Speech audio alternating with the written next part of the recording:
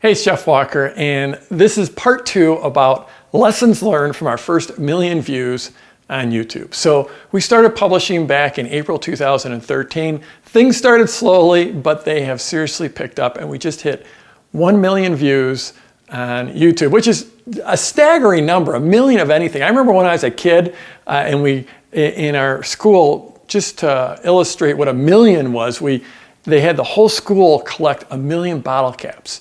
And that 1 million bottle caps was this huge pile. I mean, 1 million is a lot. So I have actually had 1 million people sit there and watch my videos. So these are the lessons learned. I'm gonna go quick. I published part 1, this is part 2. Go back on my channel, go back on my blog, and you can see just a few weeks ago, part 1. So part 2, I'm gonna start off with one real quick one. And that is, it's not about the camera. I've talked about this before, but I think it's really worth underlining. And we shoot these videos with pretty pro-level cameras. We use pro-level Canon DSLRs. We use some pro-level audio gear. I've got, my son is like a pro videographer. So we really go for a pro-level shot for most of our videos.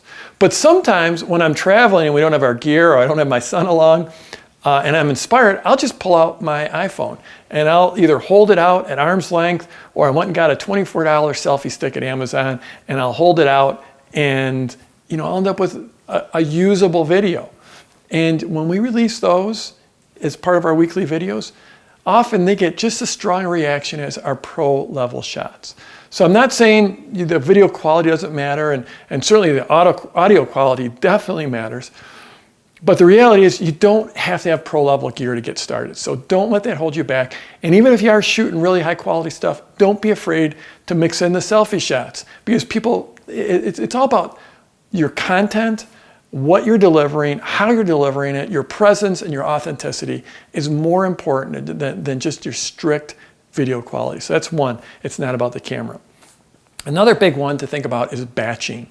And what we do is, when we get together, we'll try to shoot 2, 3, 4 videos all at once, maybe in one afternoon. This will make your life a lot easier instead of having to shoot every single week. And, like I talked to my first, in part 1 of this, part 1 of the 1 million views, is we publish weekly. And I'm not saying that's the be all and end all, but we publish weekly. But I'm not on this treadmill where every single week I'm trying to shoot a video. We'll shoot 2 or 3, or on a really, really good day, we'll get 4 done. And then that's basically a month's worth of video. Now, that doesn't mean you can't shoot a spur of the moment video. For instance, recently we shot a video about Peyton Manning. Peyton Manning, Denver Broncos, Super Bowl, yay, Broncos. And they made it into the Super Bowl, and I wanted to shoot a video about that. So I shot a video about Peyton. Well, that one was sort of a spur of the moment. We shot it and we released it that weekend, a few days later. But that's okay to keep, think about batching your videos and think about having a few in the can, so to speak. So we always like to have 2 or 3 videos that are sitting there ready to go. And, in case I get sick, or we have some travel, or we have some gear breakdown, or, the schedule gets too crazy, then we've always got a few in the can that we can go to, so we're not scrambling at the last second. So think about batching, thinking about getting a few in the can. Think about extending the horizon on your planning schedule. Like, I like to look out and say, what kind of promotions are we going to be doing? What are we going to be publishing about for the next couple months? And say, well, maybe in here it makes sense to have a video about this. So extend your planning horizon, batch your video production, and get a few in the can. And then another big one is know your strategy going in. So there's a lot of different strategies on YouTube. And a lot of people will go after basically a search engine strategy, an SEO strategy, where they're because YouTube is a great big search engine. People go in there and they'll type, how to peel a banana, and they'll get these videos for that. And so a lot of times, depending on your niche, your market, your strategy, people will create videos that are basically designed around a keyword phrase. And then they put that keyword phrase in the title and in their description, and it's going to be in the transcripts after the thing gets transcribed. And they'll go after keyword phrases that way. It's classic search engine optimization 101 from back in the day. And, arguably YouTube might be the easiest place to have for an SEO kind of a strategy. Now, I don't do that.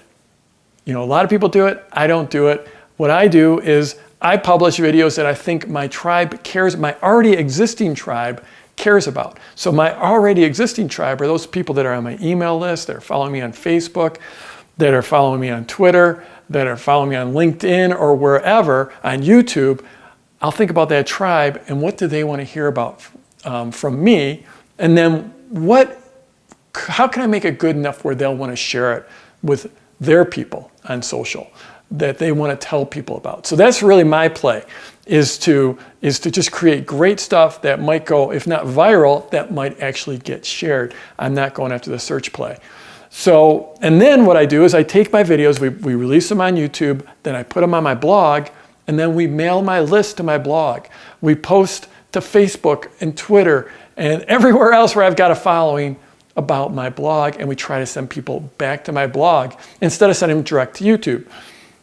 Now, there's different arguments you can make on which is the right one to do. This is what we're doing because it works for me, because it builds my email list. And at the end of the day, almost everything I do in my business is designed to build my email list, because, well, and this is another one of my themes, over and over we talk about, I think your email list is the ultimate power. It's your ultimate freedom ticket.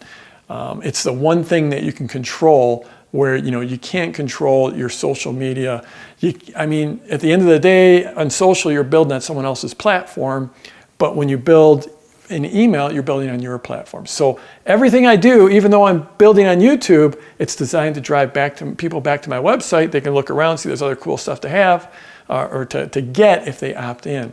So know your strategy going in. Not saying that the SEO, the search engine game is wrong. It's just not the one I'm playing. So those are some more lessons from our first 1 million views. We're at the pace we're going. It's not going to be too long until we get to 2 million views, and maybe I'll do some more lessons learned at that point. So I'm Jeff Walker. If you're watching this anywhere else besides at my blog at jeffwalker.com, head on over there. Scroll down, leave a comment for me. Give me a thumbs up, a thumbs down. I don't care. Just give me some kind of reaction. And then give me a share on social. I'd love it. Share it on Facebook, on Twitter, wherever. And let's go get them this week.